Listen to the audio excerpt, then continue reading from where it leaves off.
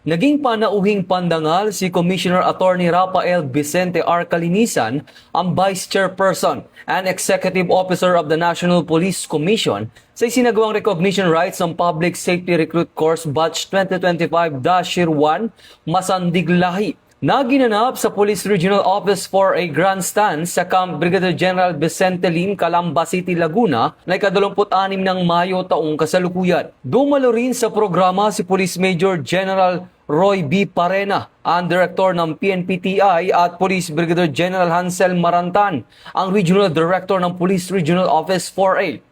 Bukod sa mga opisyal, mas naging makabuluhan ang seremonya sa presensya ng mga pamilya ng mga police recruit, saksi ang kanilang mga magulang at mahal sa buhay sa sakripisyo, dedikasyon at mahabang pagsasanay na pinagdaanan ng mga bagong pulis bilang paghahanda sa kanilang tungkulin sa paglilingkod sa bayan.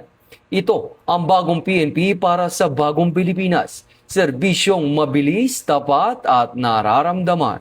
Mula dito sa National Headquarters ng Philippine National Police, ako ang inyong PNN correspondent, Patrolman Edwin Baris, alagad ng batas, taga-taguyod ng Balitang Pulis.